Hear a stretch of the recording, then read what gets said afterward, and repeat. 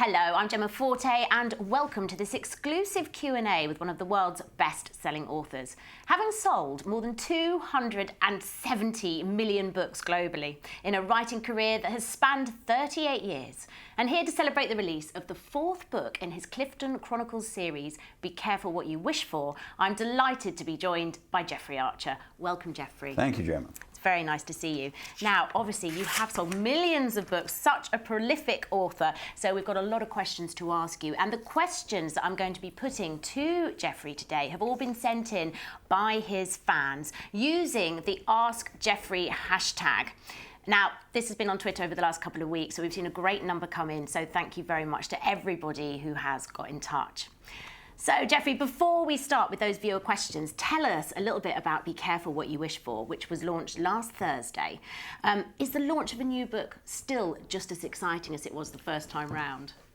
I can't remember what it was like the first time round. All I can remember is, well, not many people bought the book. My first book, Not a Penny More, Not a Penny Less, only sold 3,000 copies in the first year. I keep reading in the papers that it was an instant success. It was not. It took off after Cain and Abel. So yes, I think for any author, and you'll know yourself, Gemma, that seeing the cover is a big day. Yes.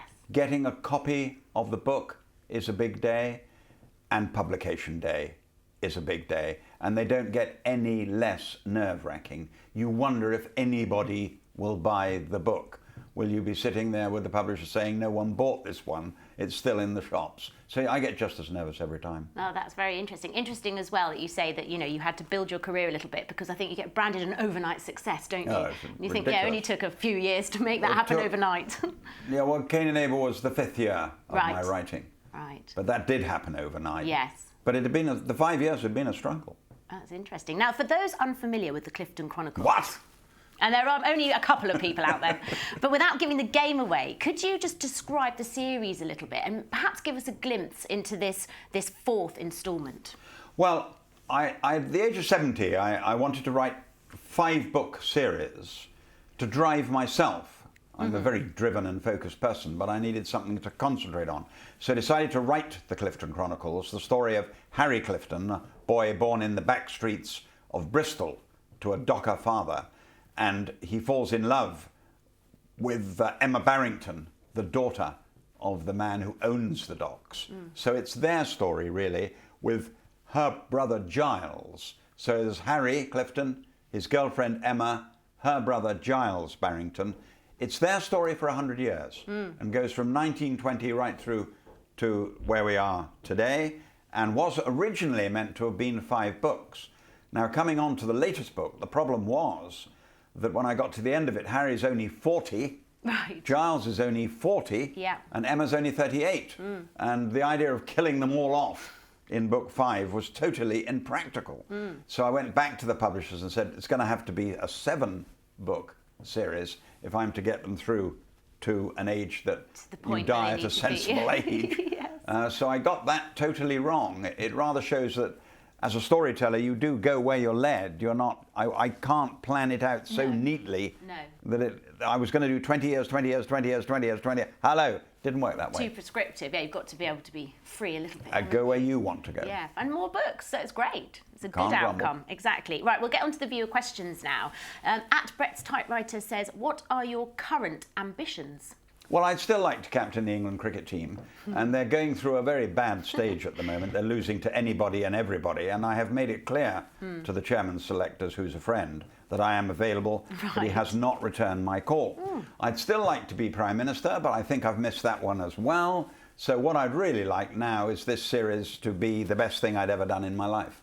Fantastic. Now we've got another question here. It says, will you be releasing another collection of short stories? Not until the end of the Clifton Chronicles. I plan to do a series of 12 short stories immediately after the Clifton Chronicles, and that will not be until 2018.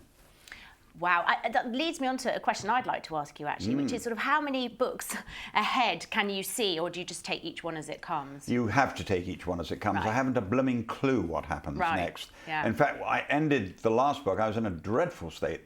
The book I'm writing at the moment, I got to an ending with an ending that's a cliffhanger, and my agent said, well, how does that solve itself? And I said, I don't know, but I've got 6 to 9 months to find out. Yeah. And I always feel if I don't know, then the reader can't know. Yeah. And that keeps the reader on edge and keeps me on edge. And I like doing it that way. Yeah, I agree. I think I worry sometimes that I might never have another good idea. That's my biggest fear as a writer. But then they come. Morning, then they come and you're like, okay, it's fine. The idea is the hardest part, though, I think. I agree. A good idea. Yeah. I agree. Okay, I've got another question here. Have you decided the title for the 5th volume of the Clifton Chronicles series? Are you allowed to tell us? No, I'm not. Ah, fair enough. No, certainly not. I had 7 titles. Okay. And we rejected 6 of them. We almost had a committee on it. On the 6 of them, and they were so torn apart I started again, and when I came back they all said, yes, that is it. Okay. So yes, I do have a title, and no, I'm not going to tell you. Well, that was for Rishabh, so sorry about that, Rishabh. It'll be in suspense. And actually, Rishabh has sent another question here. How did the idea of Harry Clifton come to you? Well, I was born in the West Country. I was brought up in the West Country of England. I am a Somerset boy by upbringing, and I know a little bit about Bristol because it was the nearest town to Weston-super-Mare where I lived. And I thought, having a boy born in the back streets in the docks, my grandfather worked on the docks, so I knew a little bit about the docks.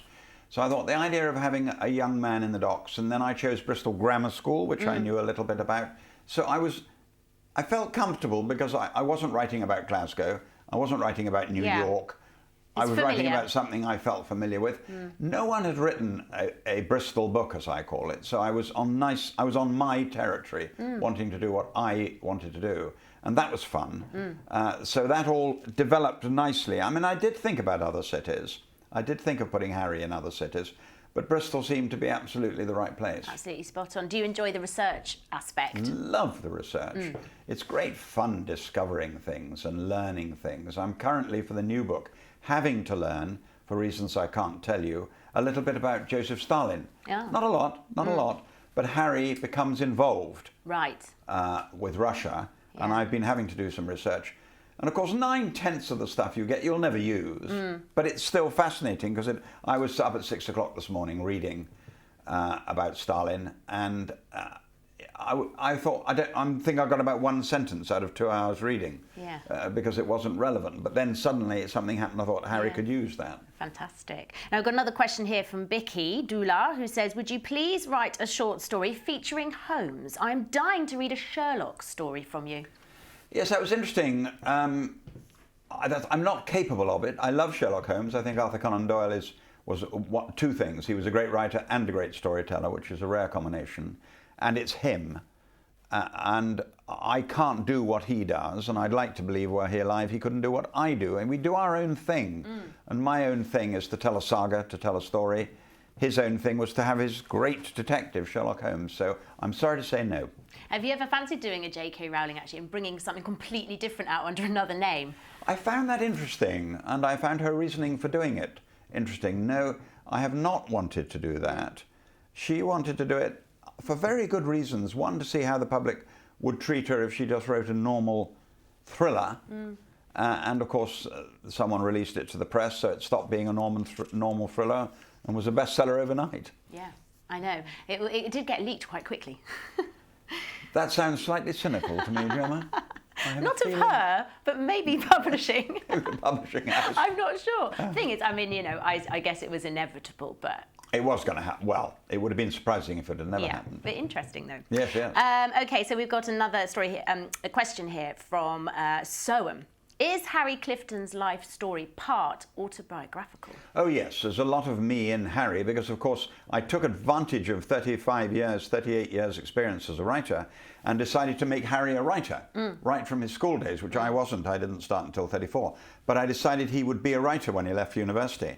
And so I could tell the world, because I get lots of questions on email and Twitter saying, what's it like to do this as a writer, that as a writer, so-and-so as a writer. So I thought, I'll put all this, I'll make him a writer, and then I'll be able to pass on to everybody what a person goes through when they're published for the first time, when they go on a tour for the first time, when they go through, and so it could put the whole process. And right through the book, he could be a writer who's growing and growing and growing in reputation.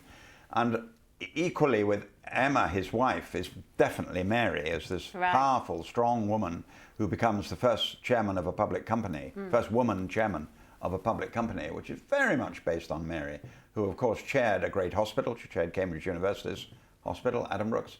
And so I've been able to watch her over the years and see what it's like for a woman in a man's world.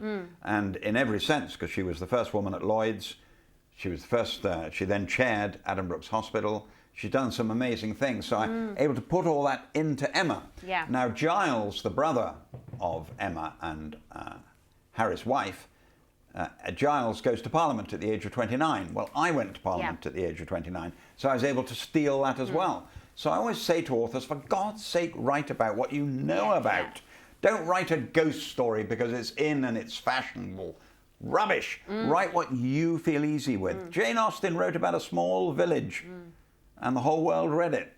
Just be satisfied with what you do. Yeah, and you've transported your experiences into another world and another time, but they are your experiences. Oh, very much. You know, so that is really Very fascinating. much. Yeah. So we've got Kian McCarthy here who says, where do you rank Tolkien in terms of storytelling? Well, you can't rate Tolkien. He's so important in the lexicon of writers. And he, again, like Sherlock Holmes, like Sir Arthur Conan Doyle, is his own man. No one could imitate him. No one can do what he did. He was a genius. Strange, God-given gift. When people very kindly, I saw the Washington Post compared me to Alexander Dumas the other day as a storyteller. And I was obviously very flattered by that. But you can't, I didn't write The Three Musketeers. Yeah. I wrote Cain and Abel. Yes. And yes. You are yourself. Yes, you are yourself. And you pray the public will... I find that's generally people like comparing people or films or books to something, and sometimes you can't. It's not comparable. It's completely unique. So that is a bit annoying sometimes. Well, you take it, if they compare you to Dumas, you take it with that's a big smile. Yes, say thank you very much. Huge compliment, absolutely amazing. Thank you very much indeed. But you are yourself. So, okay, I've got an interesting question for you. Who's your favourite author at the moment? Well, I've fallen in love quite recently, and anyone listening to this programme, please write this down. Get a pen, get a pencil, get ready, pay attention. I was introduced at my late age to Stefan Zweig and his work of genius, Beware of Pity. Unquestionably a masterpiece. And when you say the word masterpiece, it usually puts people off. They're frightened. They think it'll be very literary. He is literary, but he's such a damn good storyteller that you can't not turn the page. Yeah. So that's the best book I've read recently. I've subsequently read everything Stefan Zweig wrote. Right. I can't stop reading him. I think he's just wonderful. So he would be the one I would recommend.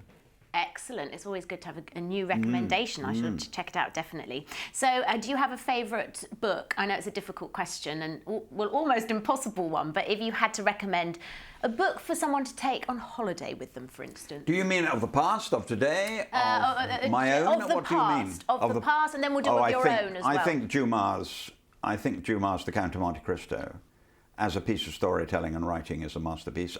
Unquestionably, Charles Dickens' Bleak House is a masterpiece, and they're both wonderful pieces of storytelling. And to go through life not having read them is sad. You've missed something very, very exciting indeed. Of the modern day writers, I have a tendency, obviously, to read a lot of books that go to number one, a lot of books that are considered literary and make my own judgment, as does everybody. And of my own books, the public have been in no doubt. First Cain and Abel, but now the sales of the Clifton Chronicles are beginning to go in the same direction. So clearly the public, and what's nice about the latest set of books is how many young people are reading them. I'm getting a lot of my tweets, emails, etc., Twitters, whatever you call them, are young people saying, I've just discovered you. I didn't know you were a writer. Lovely, yeah. Well, that's a lovely thing about Twitter, is that you can get that immediate response from fans of your books and hear from them and then reply, which is lovely. As an author, and I know quite a few authors, and I know that one thing they do tend to do, no matter how successful, and they might have sort of hundreds of amazing reviews, but they can't help but read the bad ones sometimes. Oh, of course. And actually take it quite personally. And I think it's easy for other people to say, oh, just ignore it. But books are very personal things, aren't they? And do you ever look at the bad ones and go, oh. Yes, of course I do. You do, yeah. Recently, they've been very generous, but I had a very bad review quite recently as well. When I discovered that the person who had written it was a failed novelist, Oh, really? I was able to live with that. Okay. And I do think failed novelists shouldn't be reviewing. Yeah. Reviewers should be reviewers. But the reviewers over the last 10 years have been so generous. It sort of kind of changed about 10 years ago. They all decided, wait a moment, it's quite a skill being a storyteller. It's not as easy as it looked. Yeah. Erica Wagner in the Times, when she was the literary editor, said, wait a minute, stop knocking storytellers. It isn't as easy as it looks. And if it was as easy, many of our great writers would be going out trying to do it. Yes. And I was very grateful for her for saying that. Yeah. And then the director of the National Theatre, Sir Richard Eyre, do I mean Richard? I hope I don't get that wrong. Sir Richard Eyre, who's seen many of his distinguished plays, said, and it shook me, he was writing in the Times, and he said, look, there is no question that Shakespeare is the greatest writer that's ever lived, but who am I to say that Geoffrey Archer doesn't entertain just as many people and grip them just as much? Not me, he said. I'm not willing to say that. No. Which was a very generous comment, because most of them say, well, he's a storyteller, isn't he? Yeah, what's wrong we with don't that? take him seriously. Well, you say that. They didn't build a statue for Dumas for 300 years. Exactly. And Dickens, they're just building one for Dickens now. Yeah. But if you're a great writer, suddenly nobody reads you. That's not important, of course, that nobody reads you, but you get prizes and nobody reads you. Well, frankly, I'd rather be read. Yeah. Well, it's the same as any medium, isn't it? People can be quite sniffy about certain programmes that millions of people adore, and you think, well, it's not hard to maybe create that. Yes, you've got to be careful of that at several levels. One is that if you take a programme that is clearly down the market by any standards and no one denies it, that doesn't mean there isn't a great actor or great actress performing in it, delivering a great performance. That is regular, and that happens all the time, particularly in Britain, where the standard of acting is so high. Very high, yes. Now, this actually leads me on to another question that we've had come in, which is that people are wondering, are we ever going to see the Clifton Chronicles on screen, perhaps? Yes, I think you are. I've seen the contract. I'm about to read it through this weekend, and clearly the people have the money and are seriously wanting to make it. So watch this space. So that leads me nicely onto another question that's come in. People are wanting to know, are we ever going to get to see the Clifton Chronicles on screen? Well, I'm rather hoping so. I've actually seen the contract and my agent is satisfied with it. So yes, I'm hoping there'll be an announcement in the near future. This, of course, would be on the lines of a Sunday or Saturday evening, hour after hour after hour, rather than a film. It's much more likely to be for television than for film. Wonderful. Look forward to it. We need something. Me too. Yes, it would be very exciting.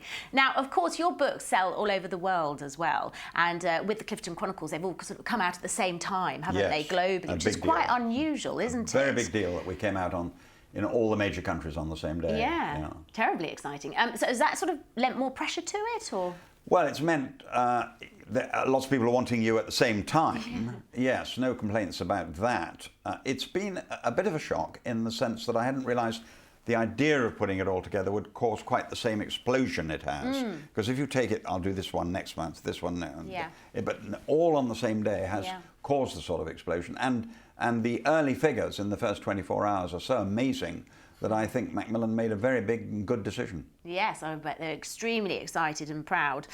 So we've got one final question, which is that within your career, we'd like to know who have been the biggest influences on you. Now, this could be people working in the background, it could be other writers or people you have... Do you mean in the world of writing? In the world of anything. Who influences your career? Well, I've three very strong women in my life. My mother was an immensely strong woman who, if she'd been born in your generation, Gemma, she would have... She took her degree at the age of 52. Wow. Well, imagine if she'd been able to do what my wife did and have a normal chance of going to university. My wife, an immensely strong woman who I met at Oxford, and we've been together for 48 years. And then Margaret Thatcher, another very strong woman. So I've had three very strong women in my life, and they aren't the writing side.